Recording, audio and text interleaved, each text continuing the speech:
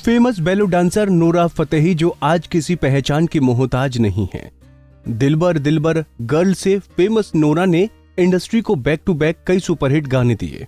उनके डांस ने सबको अपनी ओर खूब अट्रैक्ट किया। आए दिन वो बी टाउन नगरी में स्पॉट हो जाती हैं और रियलिटी शो में जज की भूमिका निभाती नजर आ रही हैं।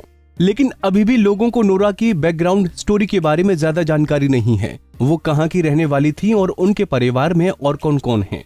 तो चलिए आज के इस पैकेज में आपको नोरा की लाइफ स्टोरी के बारे में ही बताते हैं।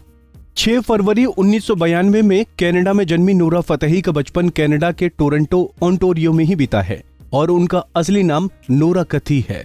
लेकिन खबरों की माने तो नोरा के माता पिता अरबी मोरक्कन परिवार से हैं, लेकिन वो काफी समय पहले ही कनाडा में शिफ्ट हो गए थे, इसीलिए नोरा का बचपन वहीं पर बीता।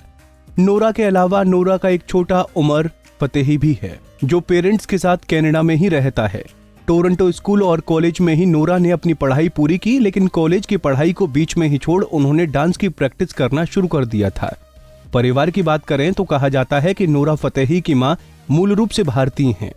दरअसल नोरा की मां के परिवार की तीसरी पीढ़ी के बुजुर्ग भारतीय बताए जाते हैं। इस तरह से नोरा का भारत से एक खासा नाता रहा है। भारत आने से पहले नोरा फतेही ने बहुत सारी जॉब्स की हैं ताकि वो अपना खर्च खुद निकाल सकें। पढ़ाई के दिनों में वो एक शॉपिंग मॉल में काम करती थीं, जहां उनकी जिम्मेदारी स्टोर संभालने की थी और इसके लिए उन्हें $1000 मिलते थे। इसके बाद उन्होंने टेलीकॉलर और टिकट बेचने की जॉब की, जहां उन्हें सैलरी के साथ कमीशन भी मिलती थी। लेकिन इसके बाद उन्होंने सारी जॉब छोड़कर उन्होंने talent agency orange model management join की और वहां बतौर मॉडलिंग काम शुरू किया। कंपनी ने उन्हें भारत भेजा और भारत आने के बाद उन्होंने कई ब्रांड ऐड किए। साल 2014 में उन्होंने film row or tigers of the Sundarban से फिल्मी करियर की शुरुआत की, लेकिन उन्हें पहचान जॉन इब्राहिम की फिल्म सत्यमेव जयते के रीमेक गाने दिलबर दिलबर से मिली। इसके बाद तो नोरा ने पीछे मुड़कर फिर कभी नहीं देखा। कंपनी ने उन्हें इंडिया भेजा और भारत में कई ब्रांड ऐड किए। यहाँ आकर हिंदी, मलयालम, तेलुगु भाषा सीख ली।